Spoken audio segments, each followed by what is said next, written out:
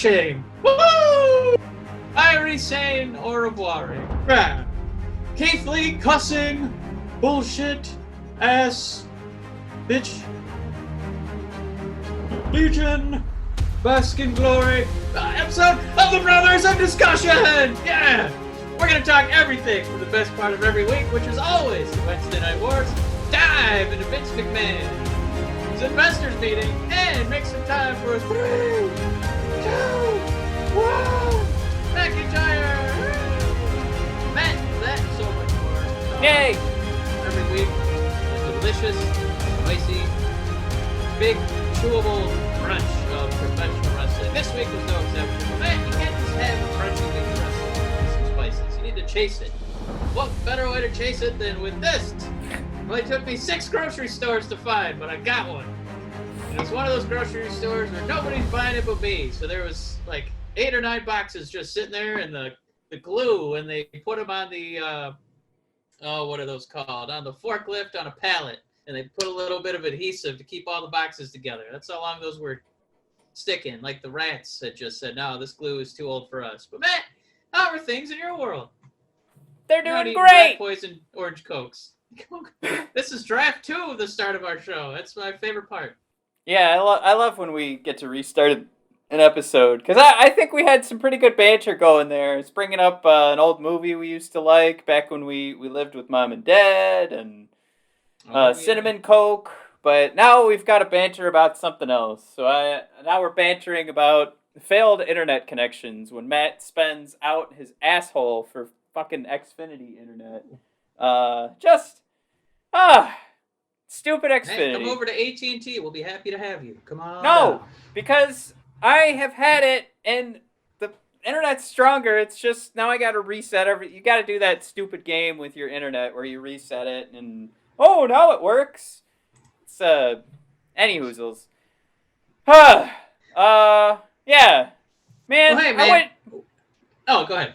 I wish that last bit of banter wasn't cut, because it was going pretty great.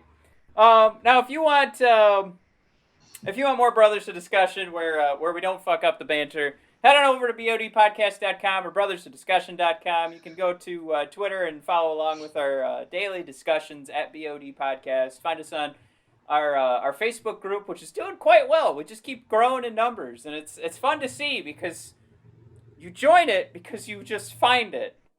And people look at what we're doing, and they're on board. So I'm super proud of what's going on with that Facebook group. And it's a live wrestling discussion group, so whenever there's live shows going on, always a good discussion. But we have some great participants that are always adding some good discussion points throughout the day. Been making some good friends on that thing, and having some wonderful discussions. So please, if you are looking for more wrestling discussion, and it's not just a couple people talking at you, but you want to talk with them, head on over to the live wrestling discussion group presented by bodpodcast.com. Speaking of which, that bodpodcast.com and brothersofdiscussion.com is where that hub is for everything Brothers of Discussion. You can find the links to everything I'm mentioning, including you have one more day. That's right. If you're listening to this on Friday, July 31st, you've got one more day to use our CBD Medic link at the top of the page. CBD Medic will still be rolling out products. They'll still be shipping, but they are going to be going through some changes in regards to the business. So the link at the top of our page is for cbdmedic.com. You click the link at the top of bodpodcast.com, and you use promo code BODPodcast, and you get a buy two, get one free code for your CBD products. So if you are in need of some CBD products, I've noticed that we have 0 sales today, so that was quite a bummer. But if you are in need and you're listening to this right now, it's just the link at the top bar of brothersofdiscussion.com and bodpodcast.com. All right, so Mike, you mentioned it at the top. Man, my green screen keeps touching me, and it feels like a person. Maybe it's Big E's dick. I don't know. It's tickling my back.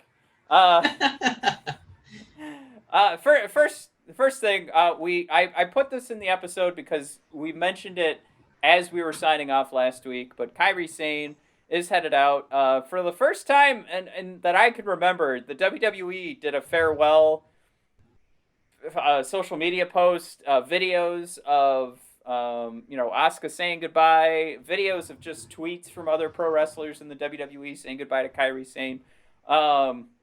Definitely outside of the norm of what they normally do. I think there's conversation to have about that, but obviously first things first is super bummed, especially considering we had a WrestleMania that had like a pirate ship that we were supposed to revolve the whole thing around, and we didn't get that special moment. And we also this is coming off of Kairi Sane and Asuka talking about main eventing the women's division at SummerSlam, and 2 weeks later, Kairi Sane's gone.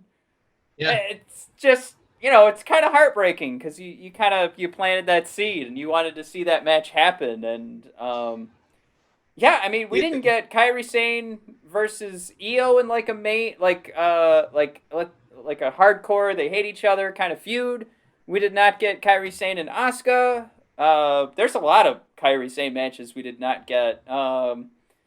But it's ultimately just it becomes sad. I was gonna say it is sad. It's not that bad because it's just pro wrestling, but this is a bummer, and that's probably why they went outside the norm with all these video packages for Kairi. Yeah, I think she truly was beloved by a lot of the roster. She seemed like one of those people with an absolute like A+ soul, where it just seemed like if you actually met her in person, she would just be kind to you. But just really some heartbreaking stuff. Like you said, we didn't really get the EO matches, but hearing some of the words coming out of Asuka and how Asuka was saying, before Kairi came up, she felt really lonely. Mm-hmm. Kind of being on the roster, not having a lot of people with the same native tongue, and Kairi comes up and she's like her best buddy. And when WWE started to do the Kabuki Warriors, putting them together, putting them on the same brands, and seeing them have a good old time with their dancing and the little recorder spots, they were kind of silly. Yeah, it wasn't, the two of them, running the gauntlet and owning the whole company, but I think it was one of those things where they didn't quite get that kind of push, but they were so funny and entertaining that WWE couldn't help but put them in prominent spots and in multiple spots on television programming because they had so much chemistry. They were so entertaining. It was a better viewing experience with Kairi and Asuka. I think Kairi and Shayna Baszler was one of my favorite feuds over the past couple of years. That total clash in styles between that demonic black mouth guard, succubus character that they created out of Shayna, and then Kairi being that ultimate underdog coming in at maybe 80 pounds, and that insane elbow, the interceptor, and that battle shriek like a banshee that she would do, that come on, and her teeth bared out like the sweetest shark you've ever seen. That's a real loss for them talent-wise. I think they're lucky that she's not going to, one of the Wednesday shows like AEW, because I think she would easily be the best woman on the show. I hold her really in that high of a regard. Easily. It's a loss. It's selfishly, I'm like, come on, Kairi, stay for me. But I'm glad that she's getting to be young, be with her significant other, be in the homeland, and go live her life. Other sad news: Drew McIntyre's cat died. That was quite a bummer. He had some really sweet pictures of him. Like, it's just so weird. Like, because we know Drew's like this Hulk of a man, but he's like at the edge of his bed like this, like looking down at his kitty. It's just so cute. And he talked about it. I will say it was kind of funny to hear him talk about like don't miss out on your opportunities with your pets. And now that I'm a father, I've really thrown my pets down. Like, they have fallen so far down the totem pole. Like, it's one of those where it's like, fed them, right? I petted him last week, right? Yeah, we looked at him today. So I'm not changing those habits. I just, like, it's funny. how much Drew probably might change if he had a kid. So I guess what I'm saying is I kind of went, Drew, so cute. Just wait till you have kids, then you'll know pain and fear.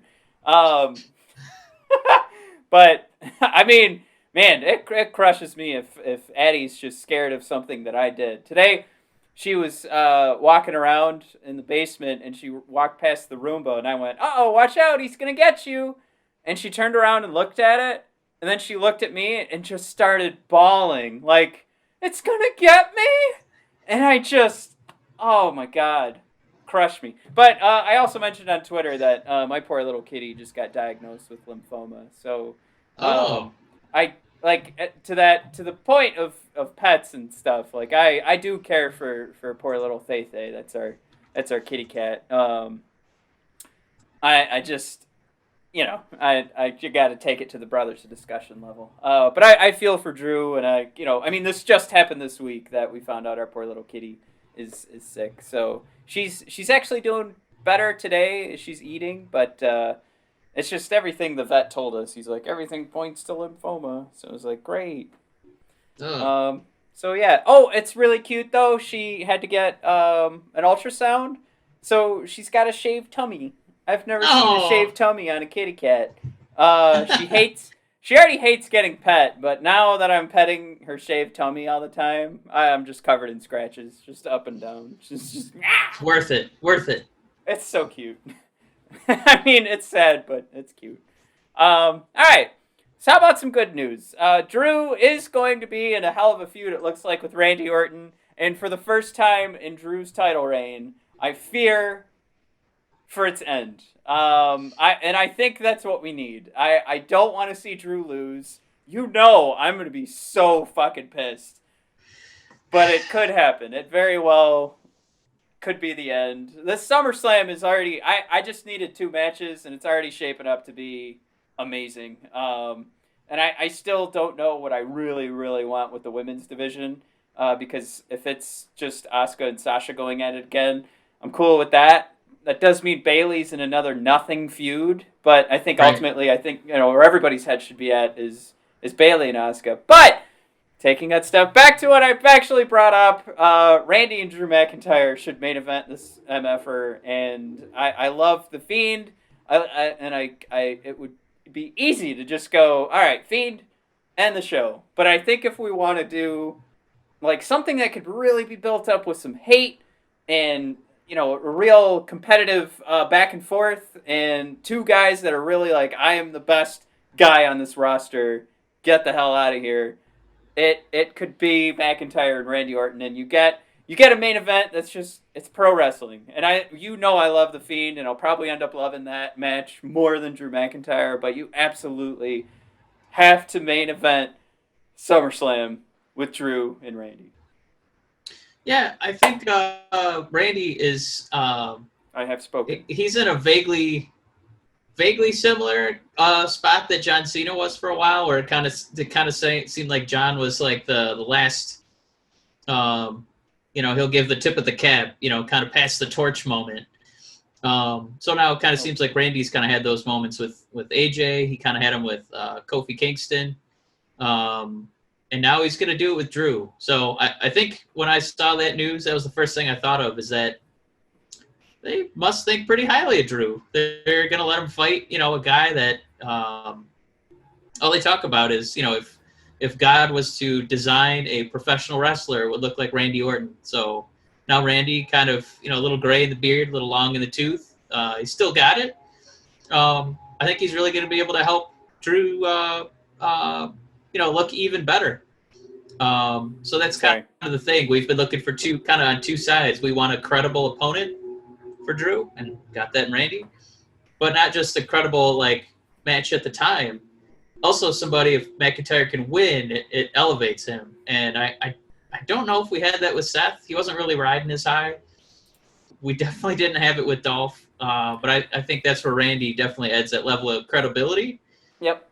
And I think this company would be absolutely Alice in Wonderland mad to not let McIntyre get a big win at SummerSlam. So I think it's going to work for all parties, unless they just do some, puzzling booking decision.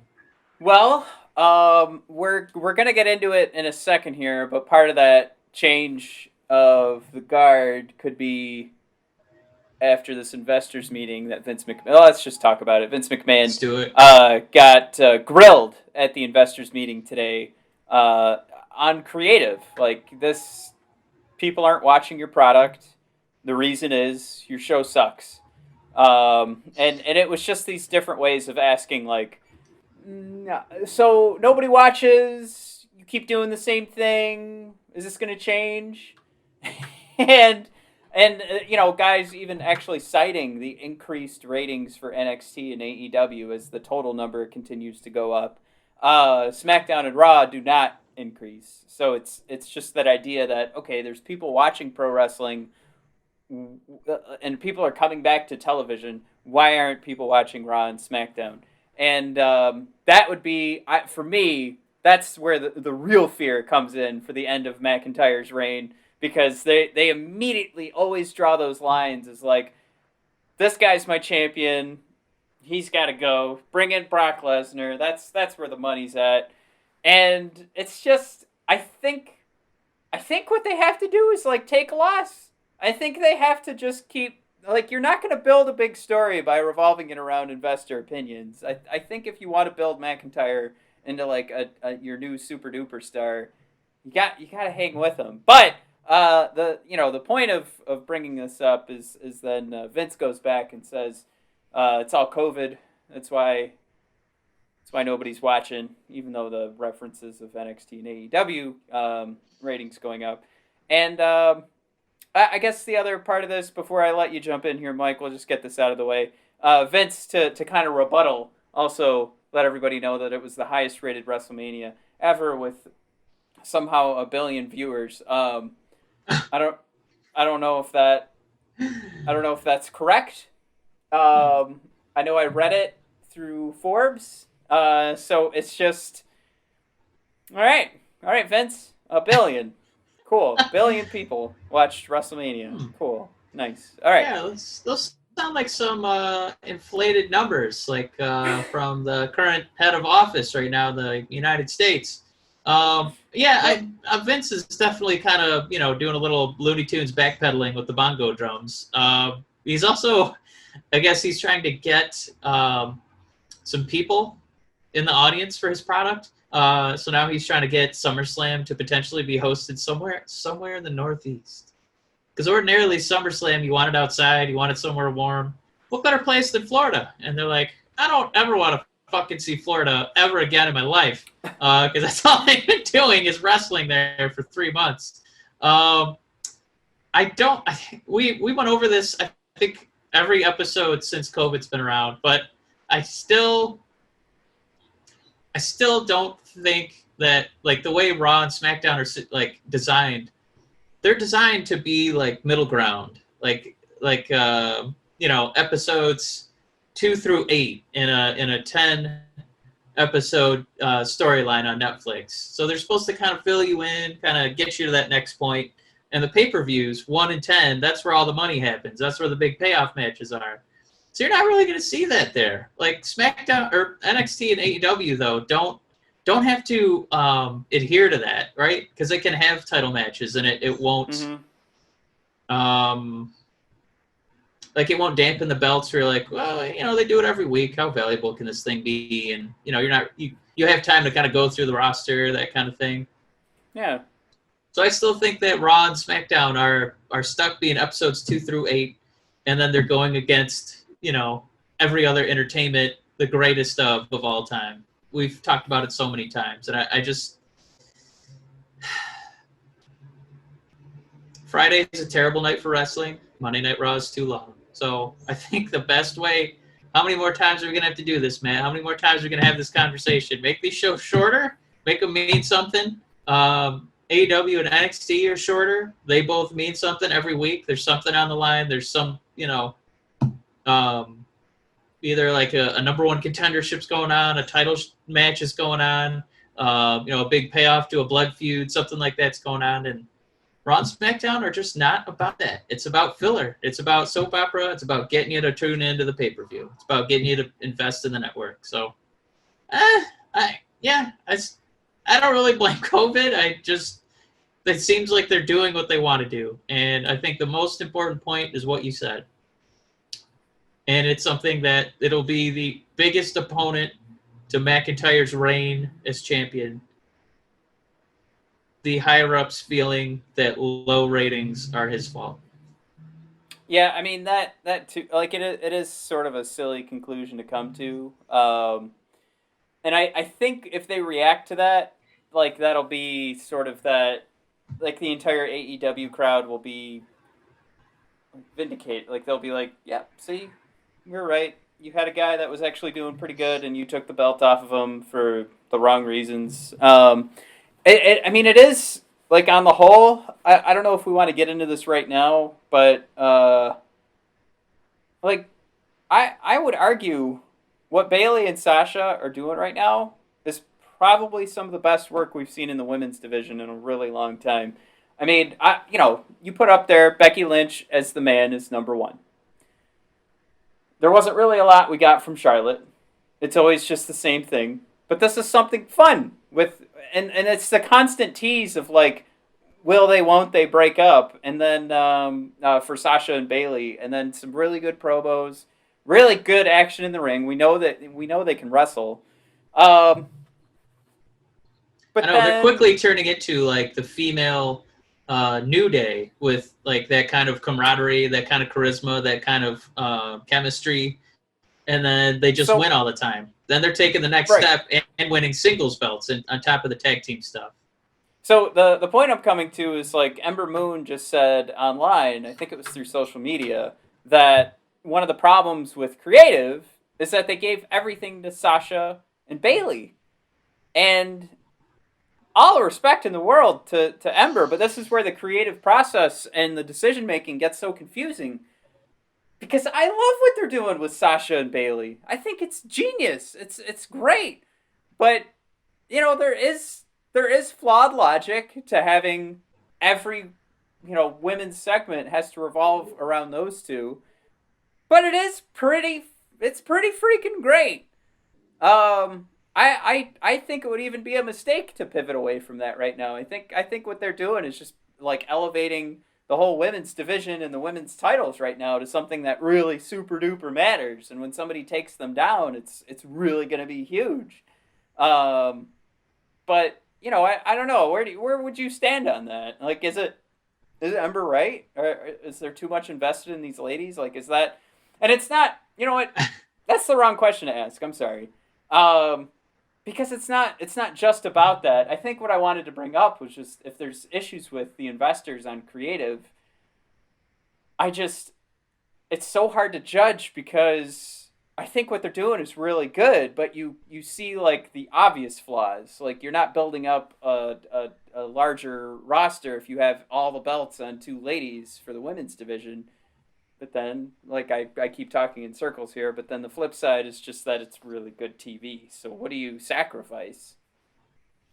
WWE, when they were losing to WCW, they were in the process of building out all their people. They were in the process of making Undertaker unbelievable and larger than life. They were in the process of building up The Rock. They were in the process of building up Stone Cold. And they stayed patient. They didn't pivot away from what Stone Cold was. They just said, all right, let's keep doing it. Let's keep doing it. Let's keep doing it.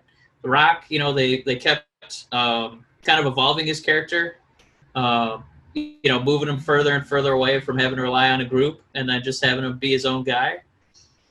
And it feels like the worst thing they could do right now is panic and hit that escape button and get out of what they're doing now, because what they're doing is that kind of slower process.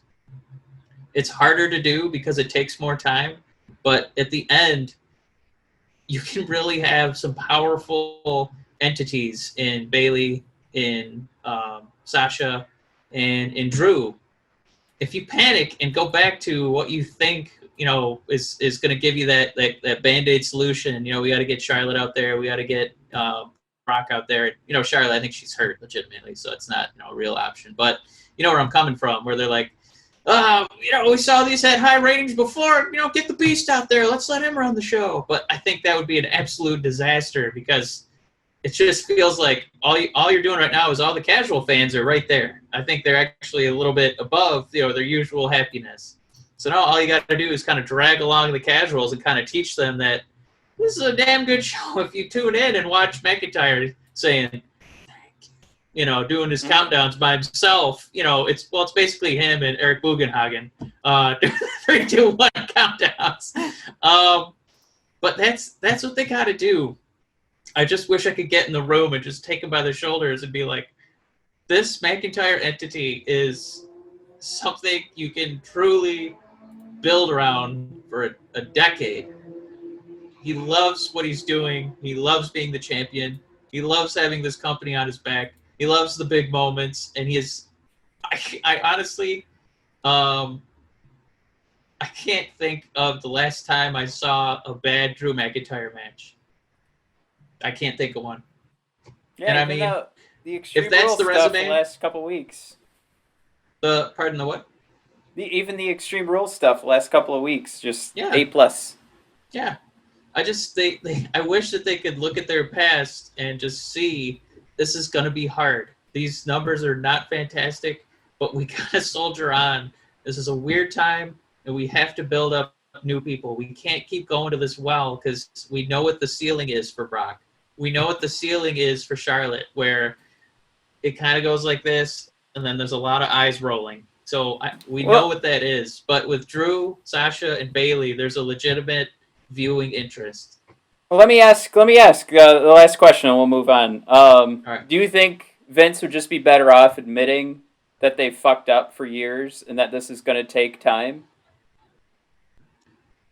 It's funny that he has to do that because the only person that he has to answer to is himself. You know what I mean? Well, if they lose the investors, they're super fucked. I mean, I think, yeah. I mean, he might have to do that explanation. Yeah, you bring up a good point. He might have to do that. We've screwed this up with Band-Aids for basically the extent of John Cena's career. Every time we weren't sure what to do, we just put the belt on him or Randy. Yeah, it's gonna be hard. I think it's gonna take time, but just try to keep trucking. Just try to keep chugging along. I think there's really good high points on this card with who you have in the top spots. Well, we absolutely have to mention before we jump into the Wednesday Night Wars, Mike, our dream is coming true. Thank God Xavier Woods and Kofi Kingston are hurt because Big E is skyrocketing to the main event. I just that was probably I've never been happier for an injury. Yeah, like think about how the main event is shaping up right now for you and I as the Brothers of Discussion. All the things we've always asked for, like Asuka's still in the title picture, so you still have an Asuka title picture, and Sasha and Bayley is A+. It's basically what we ask for. We just have always asked for something different than just the same old Charlotte coming out there and going, "I'm Charlotte Flair, woo!" And we don't have, so we're away from that, and now we're getting fucking Big E. Like, I just don't want, it would be great to see Big E hold the IC title, but don't, make it that. Don't, make it, I want it more. I want it, I need some Big E man meat slapping. I want to see Brock and Big E going at it in a 3-minute sprint of just suplexes. God, that would be so great. That's all I need. I just need 3 minutes of Big E and Brock Lesnar.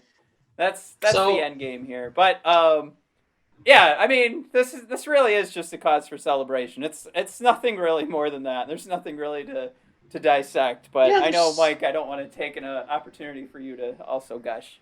No. I got to listen to that New Day podcast, and they were talking about how much credit they give to this one writer who was an advocate for them. Who's since left the show, and he's doing his own thing on Fox. He's doing well. But it was just banging your head against the wall, trying to get New Day, put New Day on TV, put New Day on TV, put New Day on TV.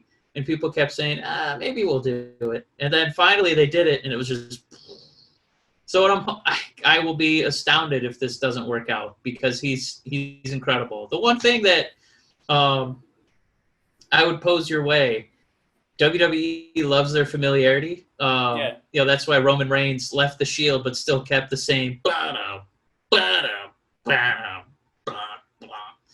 So my question is, do you think that it won't be week 1? But is there a scenario where Big E kind of gets to do his own deviation from the traditional New Day entrance?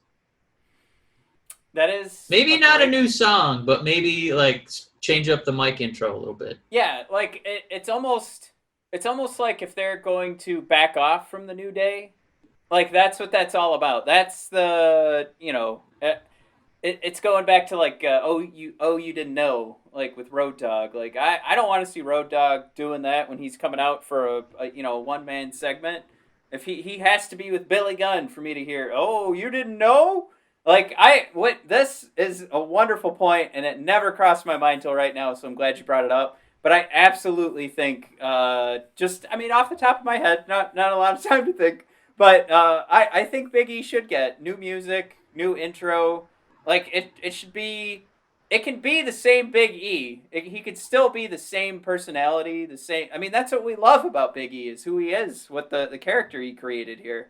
So I still want that, but I think there's something to hold on to when it, like how special the New Day is. Like they should keep that entrance, keep the, like that. That should be special for when Kofi and Xavier are healthy again, and if Xavier ever wrestles again, considering he's also putting his name in the hat for a G4 show host job. So who knows how bad his injuries are? Jesus. No. But yeah, like all that thrown together there, I do think it would be something more showing respect to what the New Day is. Like keep that special, and Big E, and that we love Big E, and I think he'll do great. But Big E's got to earn this solo shot. Like, I don't want to see him riding the coattails of the New Day. I want to see Big E turn into maybe Langston. Like, he doesn't need to change character. I just mean, like, he's got to be Big E. He's got to be himself. He's got to kind of step out of the New Day, I think. And I think that's part of him being a singles competitor, because we've seen him get absolutely trashed by Brock Lesnar when it was 3-on-1. So maybe this is like he's got to snap into something different. He's got to unlock or flip a switch to be this guy who is, potentially able to beat Brock Lesnar or pin Drew McIntyre. Man, how great would that main event be? Big E versus Drew McIntyre. Ooh-wee. Something we've only there aren't enough napkins in the world to clean up the pile of semen that's going to be laying on my floor. In my... And with that, we move on to the Wednesday Night Wars. That's certainly covered in something. Every week you get to do NXT, I guess. And I've been doing AEW. We haven't really switched in a while, and I'm not complaining. I've really enjoyed my All Elite experience. Matt, you've loved your Naharana Xylophone Timbuktu review, Matt. I don't know. I don't know who won this week. I think you want to say NXT because I know your second favorite love man. He was able to triumph this week. He was able to triumph. They didn't even give us the best match this week.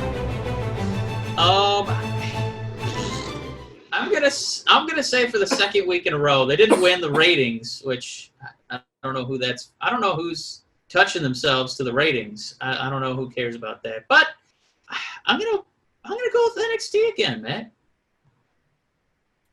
I don't know if you got to see both. I think outside of one god awful promo in NXT that brought it down a full letter grade and a half, NXT was pretty solid. AEW was really good too, but there's just a couple.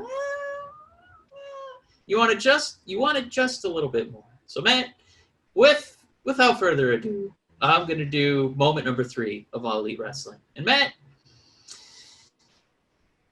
it was a tag team that I had a whole bunch of snarky comments ready for, primed. They were in the chamber, ready to go. It was Kenny and Omega. This is the Hangman Page.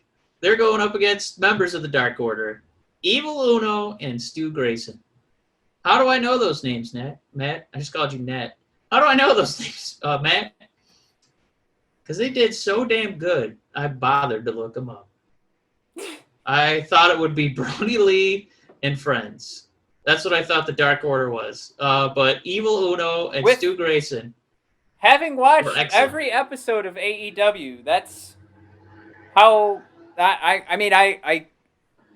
do know Evil Uno because I follow him on Twitter. Yeah. But you are correct, sir. Like, I would struggle to think of Stu Grayson. But go ahead. No, just I think knowing that we don't know who Stu Grayson is, you gotta follow him on Twitter to know the Evil Uno. But the two of those guys, they've really held up their own.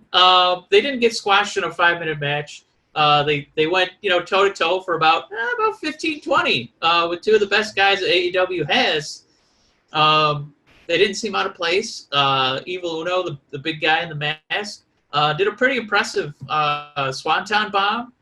Grayson was definitely looked like he'd be at home on WWE's cruiserweight division. Two guys definitely did great. I think the only puzzling thing was at one point the commentary said Omega and Page going up against the current number one contenders, and I honestly couldn't remember the last time Dark Order won a match. Like, I remember Brody Lee won, but Evil Uno and Stu Grayson, I feel like this is the first time I've ever seen them really fight in a sanctioned referee match. But whatever, we still ended up winning as a fan because it was a great match. But Matt, that takes us to moment number 3 at NXT. I will say, like, with the Dark Order, kind of like at least from a television perspective, and us, I will speak for myself. I've not watched a single episode of AEW Dark. But with that being said, I think the better way to book this tag team this faction would have been like to kind of keep them off TV every now and then, show them recruiting somebody else, and have it explode one day. Because I know they are recruiting, but do a couple recruiting jobs that we never see, and these guys stay masked. But it would have been really cool to see this blow up into a really huge group behind the scenes. That really makes me think, like, if we didn't have to, go through this whole COVID situation. Sorry, the Undertaker just drove by on his motorcycle. All right. He's been circling the block. I don't know what's going on here. But yeah, trying to get on the brothers. It would be really cool. He just keeps driving by like this to acknowledge him. Hey, I'm recording. I don't have time for this. No autographs. It would be really cool if just once after COVID we could get people shoulder to shoulder next to each other, and the Dark Order just starts flooding the ring, and it looks like the Agent Smith scene in The Matrix Reloaded. That would be really cool. But Matt, moment number 3 in NXT. Yeah, sorry about that. Moment number 3 was we're going back to some old favorites. Roddy had 2 big moments, I think, in the show, but only one's going to make my top 3 list, and it was when he went up against Johnny Gargano, because man, it was one of those matches that Randy Orton truly loves. It was a thigh slapping good time, and it was also a chest burning, exploding good time too, because these guys love their chops. I don't know why Roddy Strong hates capillaries so much. He just wants them to explode. It's so funny because that's how the match ended, where he's just unloading on Gargano, and then Gargano does his little DDT. And then that's it. It's just kind of like, all right, just let me get in a few shots then before I get pinned. But yeah, Roddy and Johnny really just, took you and I have had trouble. We struggle with a face versus face, but this is the ultra rare heel versus heel. And to see it end clean was actually pretty astonishing. But this was arguably the best wrestling match on Wednesday. Easy peasy, I think, for me to say that about NXT. I'd have to kind of go over the AEW card, and I'm fairly confident about that. Just, I mean, I'm not talking spot fest. We're not talking like getting to cheat with like triple threats or tag matches. We're just talking two guys going at it. This was easily the best match. And it only made my number 3. But highly recommend if you just want to check out some good old-fashioned wrestling and a really good story told in the ring for, again, 2 heels. This was great. Mike, you're number 2. Real quick, I was just gonna say I really hate the name of Gargano's finisher. What is it? One final beat. Yeah, one final beat DDT. So it always makes me think of Doug Funny, One Little Voice, when you listen to the beats. One little voices calling me. I hate to sound like the millennial that I am, but man, I would jam the fuck out to that song. That's a good song. I would get up and sing along, and I would do the, like you'd crescendo right along with Doug. Yeah, you'd wear your underwear on the outside of your pants. Yeah. So was, moment number 2 in right? All Elite Wrestling. And real quick, it's gonna kind of segue into this. I hate that one final beat. So AEW, I was just thinking, like, I like the paradigm shift. I like the Judas effect. I like the coffin drop here. They need to remarket those finishers in NXT. They're just garbage. The only one I kind of like the name of is the Feast Your Eyes, but that's also his catchphrase, so it's kind of like... Anyway, moment number 2, I really like Moxley and Darby going up against Starks and Brian Cage. I think where they let it stand out is where the opening match with the Best Friends and Friends versus the Inner Circle was it was too much. There's no rhyme or reason to anything. There's no rules. It was just shenanigans left and right. That match didn't do a lot for me, even though I had tons of my favorite people. From the get-go, called it a Texas tornado. It got extreme. We got to see some weapons getting used. It got to end on a skateboard covered in thumbtacks. Stark's back was absolutely destroyed. It was one of those matches that was it was the right amount of time lengthwise. Everybody got their stuff in, and it propelled story forward. Because now we're going to get to see Jon Moxley versus Darby Allin for the AEW title. Undoubtedly, it's going to get screwed up by Cage or Starks, but I think that's something that AEW's been doing a really great job of, is getting me to just watch a Wednesday and then be like, hey, you don't want to forget next Wednesday because look what we got coming next week. So it sets me up for a couple weeks in a row. So I think it was a success. Matt, moment number 2. Number 2, Tegan Nox and Io taking down Candice and Dakota Kai. I dubbed this the second it came out, and we got a lot of tread along the road on Twitter for Wednesday night for this tweet. So I'm guessing a lot of people agreed, but I felt like this match was it was the showcase of where the women's division is at right now. It was sort of like maybe a reset. Like, all right, this is it. This is the top 4. These are the top 4 ladies in the women's division right now. We did have Mercedes Martinez make her debut and squash Shotzi, but I think it's pretty safe to say when we're talking about title matches, it's going to revolve around Tegan Nox, Io, Candice, and Dakota. And this was a great opportunity for everybody to do their finisher. Everybody got a chance to show off. But I still just liked, this let off the show. And it really felt like if you hadn't been paying attention, or maybe you had, here's what we're doing with this division moving forward. These 4 ladies are going to be involved in some way, shape, or form. We have an amazing feud that could just go on forever with Tegan and Dakota Kai. And then Candice is just kind of in that slot where it's like, now it's your time to get a shot. And Io may be the best women's wrestler with a WWE contract right now.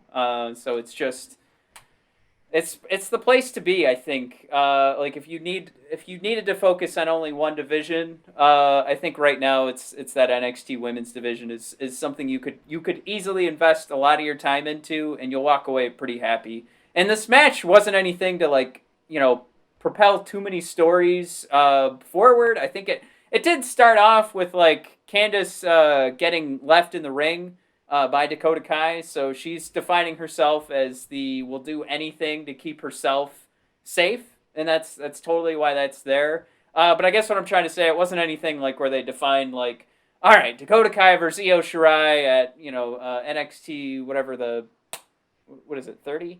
It's coming up or something like that. Yeah, XXX. Oh, that's right. Yeah, the porn version of NXT. Can't wait for all the issues on Pornhub to come up while they're trying to get people to click on that. Anyway,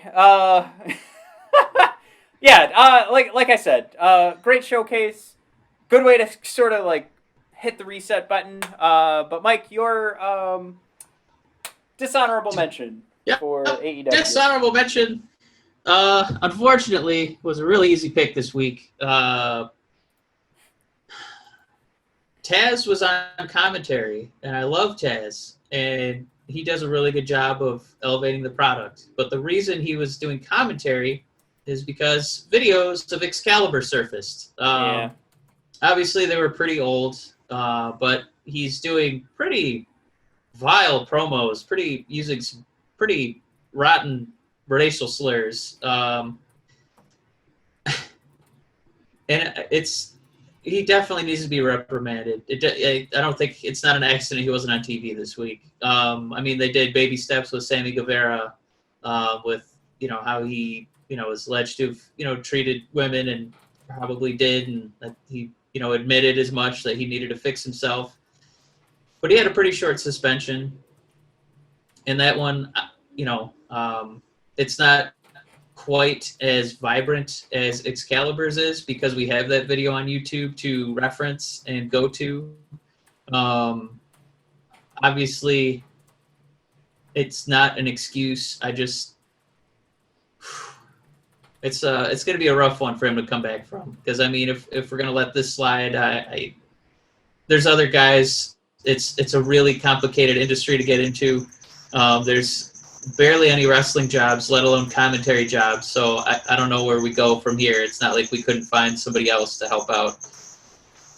But, people make mistakes. He's going to issue an apology, talk about how he needs to educate himself and, never happen again, and, probably donate money to the right places. So it's going to be the same parade that we see out of these kind of public shamings. I think it's. I would caution on public shaming because it is. It's deserved shaming. Yeah. It's not undeserved shaming. It's deserved shaming. I don't know, because Kevin Owens was there, and it's not like he took the mic and agreed with it. You could see him kind of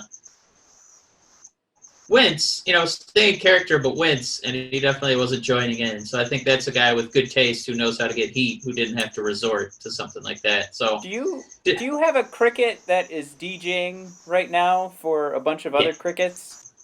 It's also very upset with Excalibur, so it's doing its best in cricket speak to get out its feelings. Holy fuck! Everybody, I'm sorry.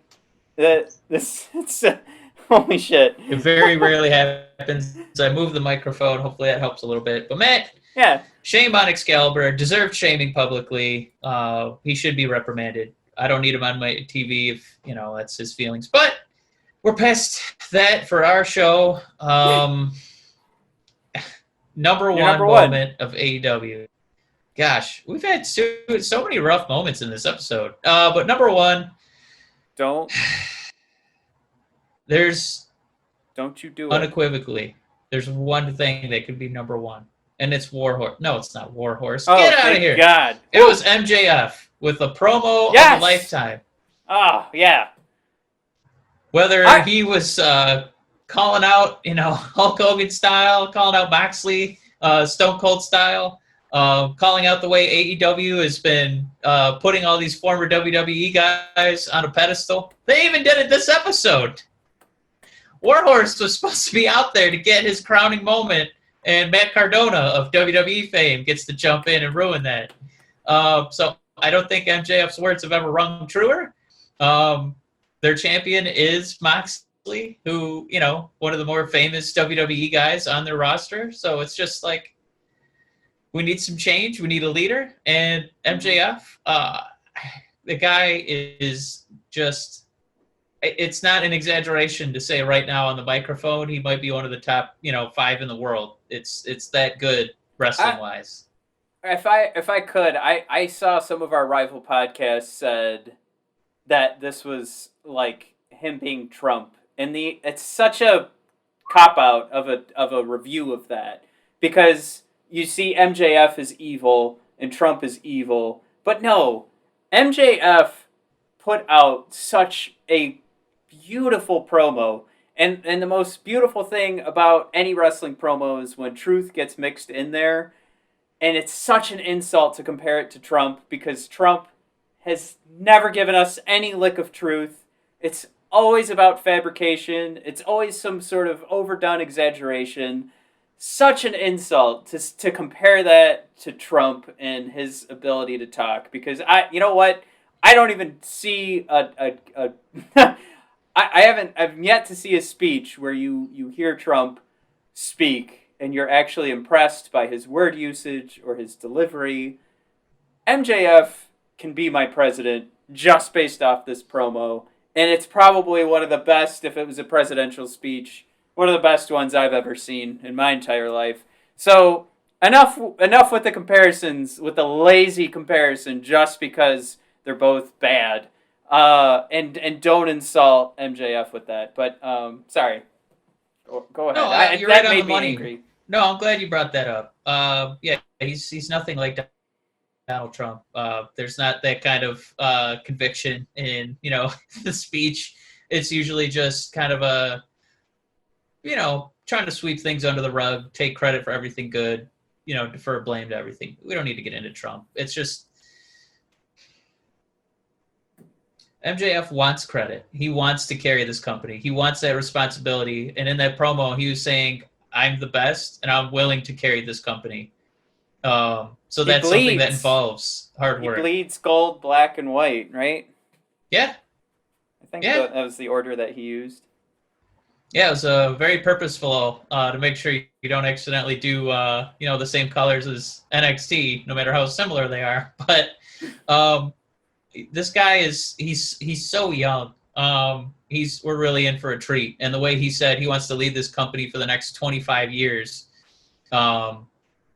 it just, they gave him a pedestal, and he absolutely took advantage of that and just really made himself look excellent. And this is a guy who's going to be making a lot of money in wrestling. He's going to be selling a lot of t-shirts. He's going to be selling a lot of tickets for people to come watch him and hate him, or love to hate him.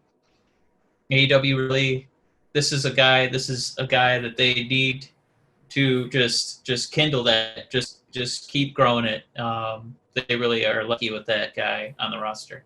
Matt, all right, Mike. I think we can get out of here. Pretty obvious.